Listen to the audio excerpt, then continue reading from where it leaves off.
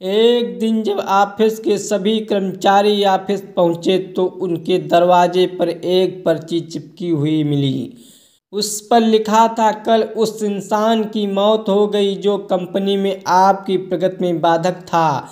उसे श्रद्धांजलि देने के लिए सेमिनार हॉल में एक सभा आयोजित की गई है। ठीक 12 बजे श्रद्धांजलि सभा में सबका उपस्थित होना अपेक्षित है। अपने एक सहकर्मी की मौत की खबर पढ़कर पहले तो सभी दुखी हुए, लेकिन कुछ देर बाद उन सब में एक जिज्ञासा उत्पन्न होने लगी कि आखिर वो कौन था जो उनकी और कंपनी की प्रगति में बाधक था। 12 बजे सेमिनार हॉल में कर्मचारियों का आना प्रारंभ हो गया। धीरे धीरे वहाँ इतनी भीड़ जमा हो गई कि उसे नियंत्रित करने के लिए सिक्योरिटी गार्ड की व्यवस्था करनी पड़ी। लोगों का आना लगातार जारी था। जैसे जैसे लोगों की भीड़ बढ़ती जा रही थी, सेमिनार हॉल में हलचल भी बढ़ती जा रही थी। सबके दिमाग में बस यही चल रहा था, आखिर वो कौन था जो कंपनी में मेरी प्रगति पर लगाम लगाने पर तुला हुआ था। चलो, एक तरह से ये अच्छा ही हुआ मर गया। जैसे श्रद्धांजलि सभा में प्रारंभ हुई, एक एक करके सभी उत्सुक और जिज्ञासु कर्मचारी कफन के पास जाने लगे।